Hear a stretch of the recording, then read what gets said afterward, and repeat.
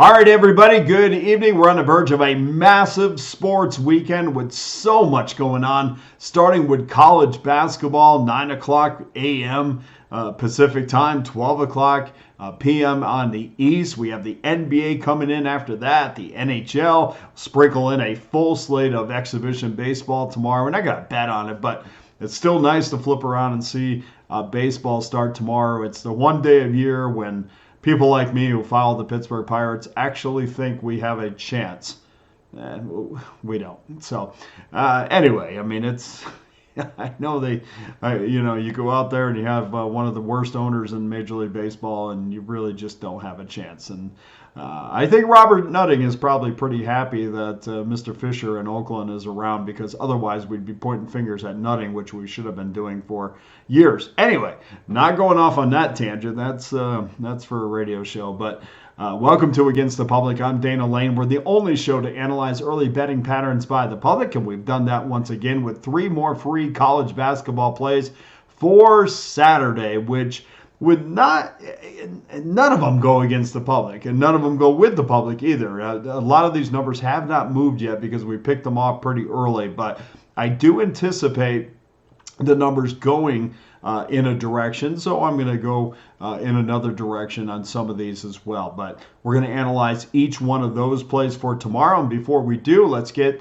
you caught up. I have my NBA 3-pack locked and loaded right now, $54.99. Check that. $49.99 gives you every single one of my NBA plays for Saturday for one low price, and it looks like tonight we might sweep the board. We have one more half to go in the Minnesota game. Might sweep the board, 2-0 so far. So it's been a good night in the NBA. And of course, that Pickdawgz 3-pack comes with our win guarantee that states you must profit or receive an immediate site credit for the purchase price. In addition, guys, I say this every time, and I know some of you are like, man, you got to talk about this every time. Well, yeah, we do, because I got new people coming on every time. If you don't want to mess with the individual games or the 3-pack, get involved with one of my all-access packages. Absolutely crushing it on Friday night for those people who are members. And it's really, from a price-wise, from a price standpoint, it's really not that big of a deal. You become a member, a 30-day pass is $13.13 a day. 90-day pass is less than $10 a day. And if you want to become an annual pass member that will take you through the whole entire Major League Baseball season, the NBA, college basketball, NFL, college football, it will take you through all of that for one low price, and you can do that for less than $100 a month. No matter how you do it, please make sure you join me. Grab that credit card, throw it on there. We'll pay it off every single month. Let's roll our sleeves up, and let's absolutely go to work in 2024, which will definitely be my best year ever. And if you need some more convincing, well, I got numbers for you. They are prior to tonight's games, so these numbers are actually going to be better because we will have a winning night on Friday. But all access members, 55% overall winners over the last 7 days, 56% winners over the last 30 days, good for 1,659 units of profit. Number one amongst cappers with at least 200 plays. All access customers, 55% winners in 2024 so far, plus 2,156 units, number one amongst cappers with at least 400 plays. And the NBA, 58% winners in the last 30 days. In college basketball, 58% winners over the last 30 days, plus 1,073 units. In the NHL, 58% winners in the last 7 days. That really is all that needs to be said. Those numbers are updated on Pickdawgz on a daily basis, almost an hourly basis, sometimes quicker than others, but every play is documented because we want to make sure that we are totally transparent with every number we give you and every pick that we send out there, so you know exactly where we stand and where and who to put your money behind. So let's get your free plays for Saturday. And we're going to start things off 9 o'clock Eastern Time, 6:01, 6:02. Indiana Hoosiers versus the Penn State Nittany Lions. Lions minus 3.5, 152.5. The Hoosiers are starting to be a team that is becoming an unreliable wager. They're 11-14-1 against the spread this year. They've lost 3 straight games straight up and against the spread, and 3 of 4 straight up and against the spread of late. That's their recent form. We know Penn State, what they did. They're fresh off their win against Illinois, which was an incredible finish. Fresh off of that win. And of course, they're without their leading scorer, or used to be leading scorer, Kanye Clary.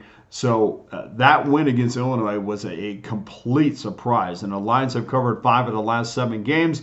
They already have a 14-point win against Indiana in Bloomington this year, and that was 3 weeks ago. They shot over 57% in that game. There's some shooting percentages this year that are just insane, but 57% the last time these two teams met.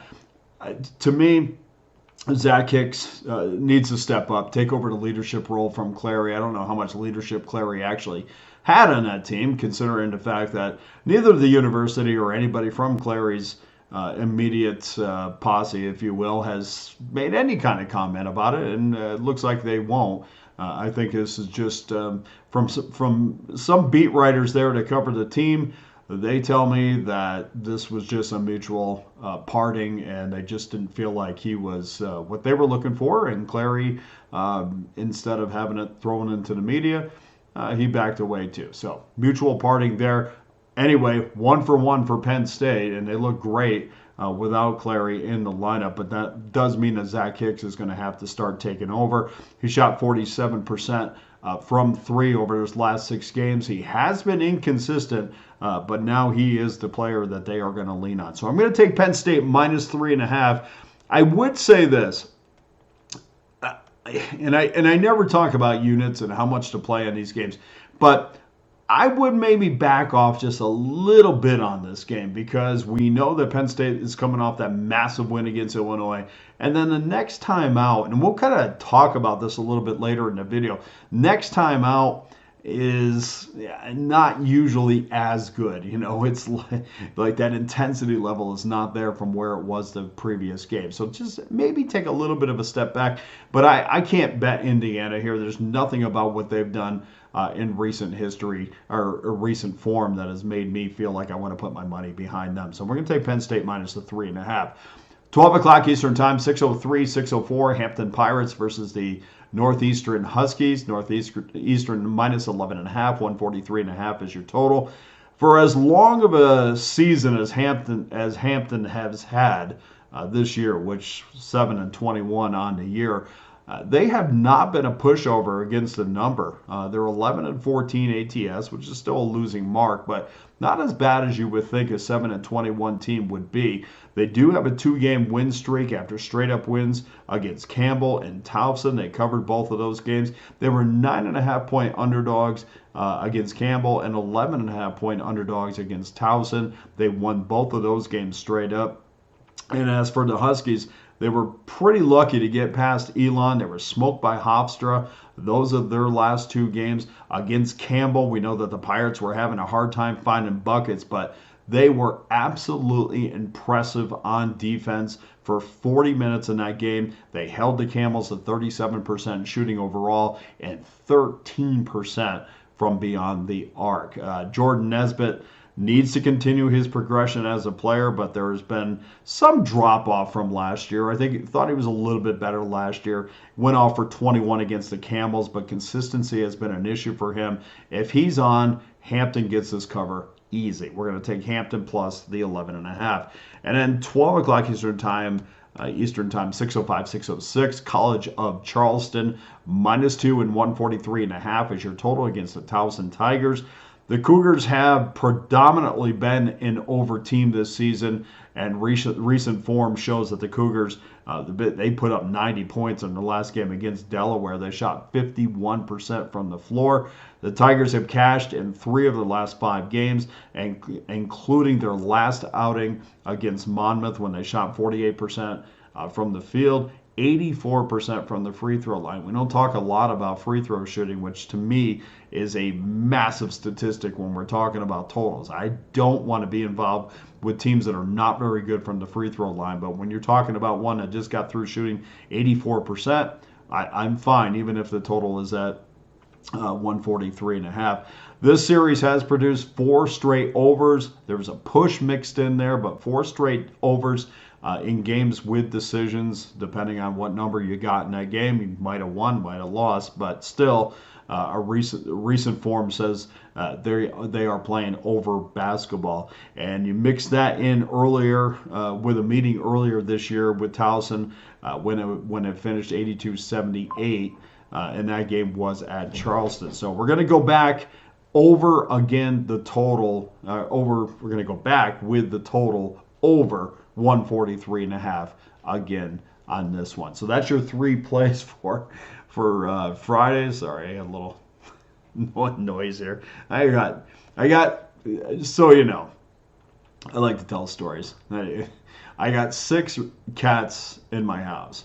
And no, it's not overwhelming. Everybody's got room. But they were rescue cats, and I took the mom and dad. I fed them, and then one thing led to another. I guess they liked each other. The girl wasn't fixed. She was pregnant.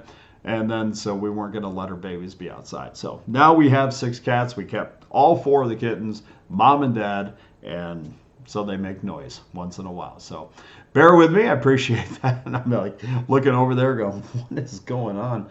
But anyway, appreciate you joining me tonight. That does it for your free plays for Saturday. Go to pickdawgz.com right now. Get involved with my NBA 3-pack for $49.99. Also, if you want to go deeper and want to make more of a commitment, which I encourage you to do because it is about the marathon on this thing. Don't jump from handicapper to handicapper because you could be jumping from losing streak to losing streak. Stick with one handicapper, whether it's me or somebody else. You do that 2-for-1 with a handicapper deal, which is great.